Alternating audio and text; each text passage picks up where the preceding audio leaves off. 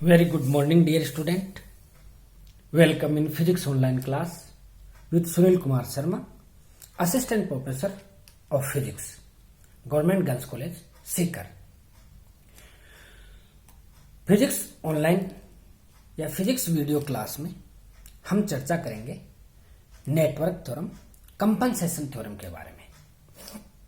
हमने नेटवर्क थ्योरमों के बारे में चर्चा की थी, थेवेनिन के बारे में हमने पढ़ा, रेसिप्रोसिटी के बारे में हमने पढ़ा। आज हम पढ़ेंगे कंपनसेशन या संभरण प्रमेय के बारे में। हम पिछले वीडियो में भी चर्चा कर रहे थे कि नेटवर्क थ्योरम में क्या होती है। किसी भी जटिल नेटवर्क को इजी नेटवर्क में कन्वर्ट करने के लिए जिन थ्योरम्स का हम उपयोग करते हैं उनको हम कहते हैं नेटवर्क थ्योरम।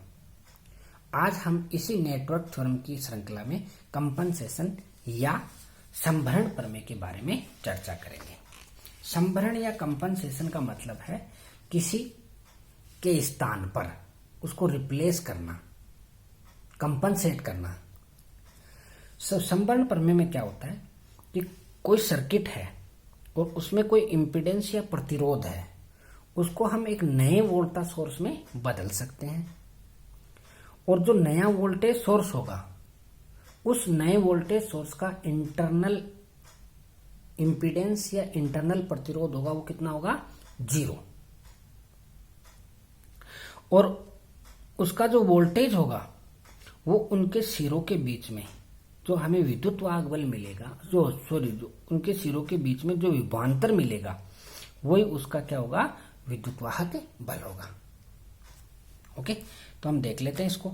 संभरण प्रमेय के अनुसार किसी भी सक्रिय जाल में, सक्रिय जाल का मतलब है जिसमें कम से कम एक वोल्टेज सोर्स जुड़ा हो, किसी भी सक्रिय जाल में उसकी किसी भी प्रतिबाधा को एक वोल्टेज सोर्स में बदला जा सकता है जिसका आंतरिक प्रतिरोध 0 तथा प्रतिबाधा सिरों के मध्य उत्पन्न विभवांतर उसके विद्युतवाहक बल के क्या होगा?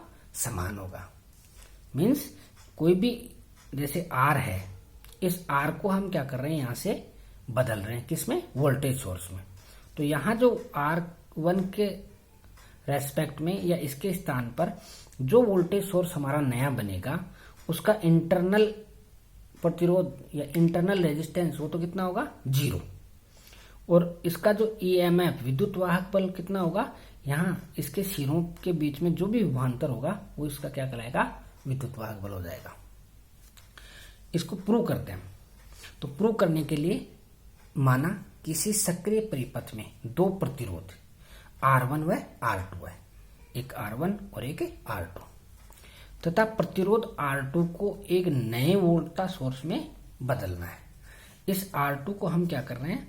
एक नए वोल्टेज सोर्स में बदल रहे हैं। यहाँ वोल्टेज सोर्स लगाना है इसकी जगह। तो हम KVL का उपयोग करेंगे कि यदि हम इसकी जगह, ये इक्विवेलेंट सर्किट हो गया, इसकी जगह हम कोई वोल्टेज सोर्स E2 लगा देते हैं तो ये इसका इक्विवेलेंट सर्किट बन गया। अब इसको प्रूव करने के लिए हम क्या करेंगे कि यदि यहाँ पहले इसमें करंट फ्लो हो रही है कितनी? I1, तो अब इस सर्किट में रिप्लेस करने के बाद में करंट फ्लो हो रही है कितनी? I2।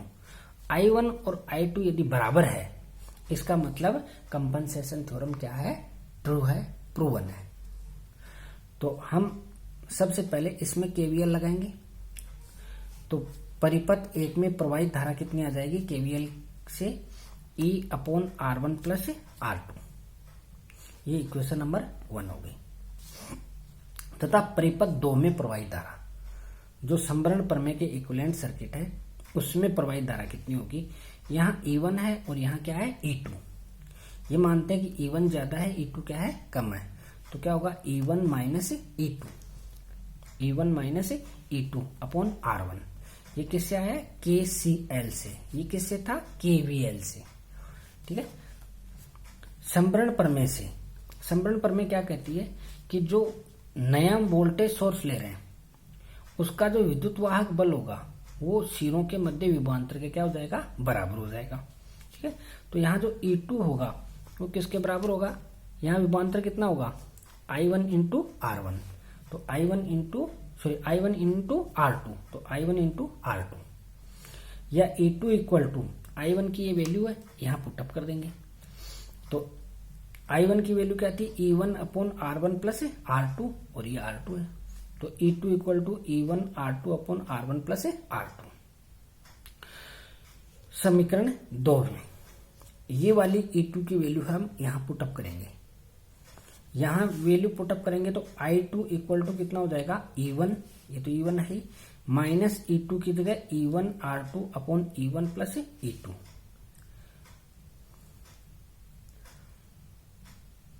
अपॉन R1, नीचे अपॉन क्या है, R1। इसको और सिंप्लीफाई कर लेंगे तो E1 R1 plus E1 R2 minus E1 R2 upon R1 plus R2। यहां से E1 R2 से E1 R2 कैंसिल हो जाएगा, R1 से R1 कैंसिल हो जाएगा, हमें मिलेगा E1 upon R1 plus R2।